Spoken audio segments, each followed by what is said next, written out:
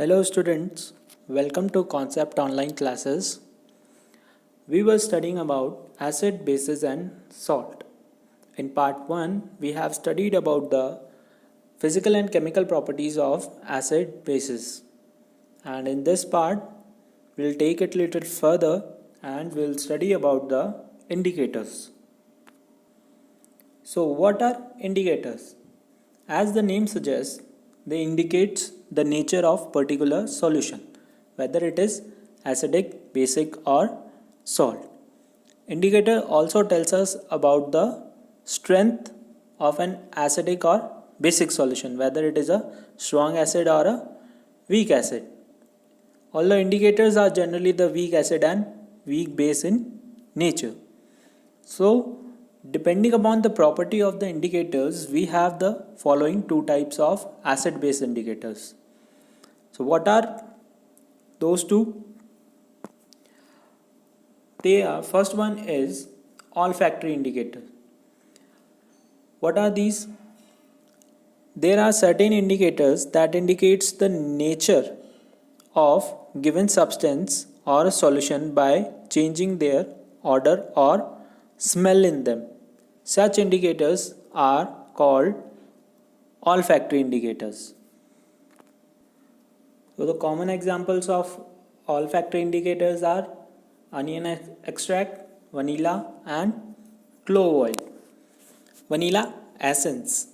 So what do these indicators do? They change the smell. They give a particular smell with acid and base. They give particular smell with acid and they give another smell with base. So from that you can indicate that this substance is acid or this substance is base. Now the second type of indicator is color or visual indicator. What these indicators do?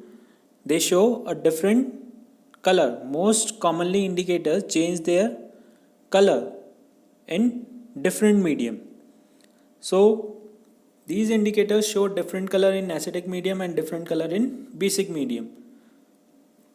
So depending upon their nature, they are further divided into two types. The first one is natural indicator and second one is synthetic indicator. So as the name suggests, natural indicator, they are obtained from nature, and the synthetic indicators, they are synthesized in laboratory. We make them manually. So let's see one by one what are all these indicators and how they show color with acid or base.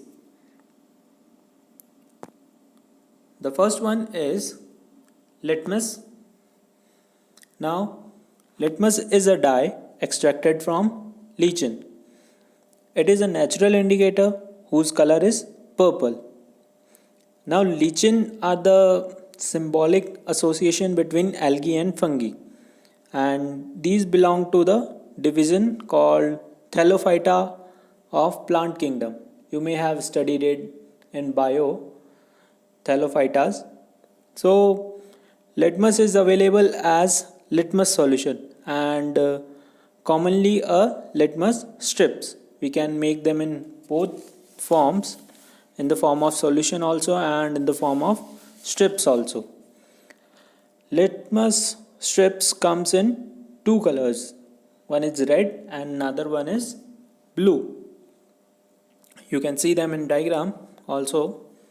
So red litmus turns blue when dipped in basic solution, while blue litmus turns red in acidic solution. You can see from the diagram or from the picture that in base red litmus is becoming blue and no change in blue litmus, and in the acidic form the red litmus do not change but the blue litmus turns from blue to red, and there is no change in the neutral solution because it is neither acidic or nor basic. So both the strips remain same. So this was the litmus. Litmus is the mostly used in your school laboratories for showing this experiment. you can see them or ask your teacher to show you a litmus paper. They are very easily available. The second one is turmeric. Turmeric, the haldi. It is very easily available in from your kitchen. You all may have seen turmeric. What is it? It is weakly acid. It is a organic indicator and it is yellow in color. Turmeric remains yellow in acidic and neutral medium and it turns reddish brown or dark red in basic medium. When you put any base on turmeric, it will turn into reddish brown. The third one is China rose extract. Now, what is China rose extract? China rose extract is obtained from China rose plant and is pink in color. China rose extract turns magenta in acidic while it turns green in basic solution.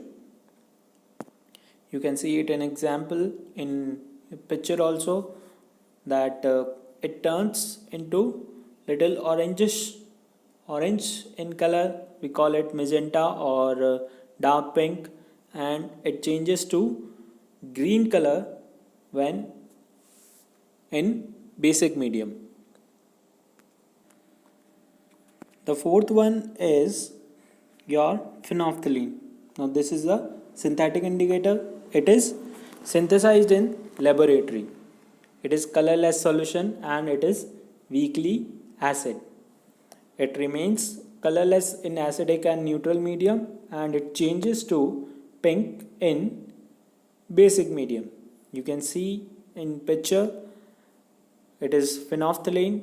It is available in chemist shop and it remains colorless in acidic medium and in basic medium it color changes to pink. The last one is your methyl orange. What is methyl orange? It is also a synthetic indicator and it is yellow or orange solution and it is weakly basic. So it is weakly basic in nature means it remains yellow in basic or neutral medium. It does not show any color change, but in acidic it changes to red color. So these are your indicators and you have seen how they changes color with how they show different colors with acidic or basic medium. Because we cannot taste any solution or any kind of material to test that whether it is a acidic or basic, because we have learned in first part that acid tastes sour and base taste bitter. So we cannot taste every other solution for examining that whether it is a acidic or basic, because some of the acids are very harmful, some of the bases are very harmful. We have learned that they are corrosive in nature. So to test them, to examine them, we have generated these types of indicators. But without tasting them, we can examine that whether the solution is acidic or basic. Now comes the another part, that is pH scale. Now what is this pH scale? pH means that the concentration or the amount of hydrogen ion in an aqueous solution. It is a universal indicator and it is used to identify the nature of solution. A pH indicator or the pH scale, this is a universal indicator and it is very much used nowadays because it easily identifies the nature of the solution. We have in 10th class you have the formula also to calculate the pH of the solution. It is pH is equal to minus log of H plus. You have given the in exams you will be given the values that find the pH of the solution. So by this formula you can find or you can use this. Now some more points on the pH scale, that its value lies between the 0 to 14. If the pH of the solution decreases, its acidic nature increases, and if the pH of the solution increase, its basic nature also increase.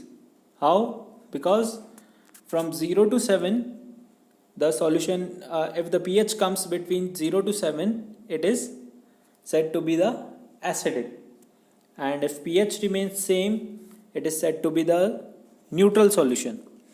And if the pH of the solution goes between 7 to 14, the solution is called basic solution.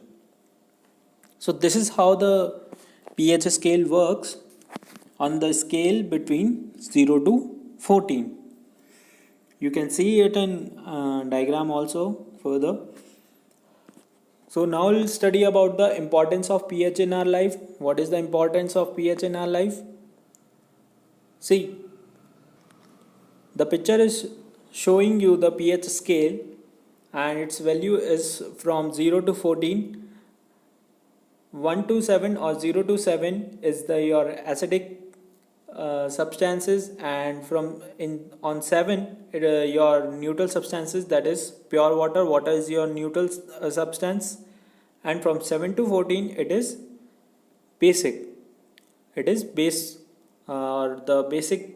All the basic solutions are from 7 to 14. So how the pH is important in our daily life? Let's see one by one.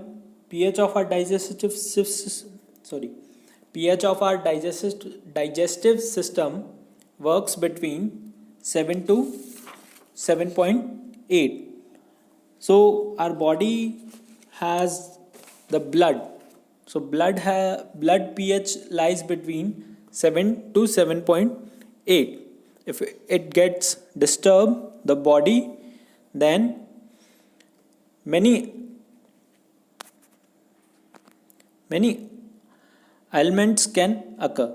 The pH value of urine and your blood is used to diagnose various diseases. Like from examining their pH value of your blood, the doctors can identify your disease. pH of lakes and river can be lakes and river can be polluted by acid rain, and when the rainwater is less than 5.6, it is called acid rain, and the acid rain flows into the rivers or lake. It lowers the pH of water or increases the acidity of water. The soil pH and plant growth require a specific pH range, because if the pH of soil increases, its acidic nature increases, and so to neutralize it we have to put some base. The tooth decay starts when the pH range lowers than 5.5, because your tooth or your teeth in your mouth, these tooth enamels made up of calcium and phosphate. It is the hardest substance in the body. It does not dissolve in water, but it is corroded when the pH in the mouth is below 5.5. So the bacteria present in your mouth produce acid by degradation of sugar, and food particles remain in the mouth after eating. So you need to brush 2 times a day to keep your teeth healthy. So this was all about the indicators and pH. In the next part we'll study about the salts, some common important salts which are used in our daily life. Thank you. Hope you like the video. If you have any doubts, you can comment down, and please like our FB page. Link is given in the description, and subscribe our YouTube channel for more such videos. And you can also buy these videos on our app. Thank you.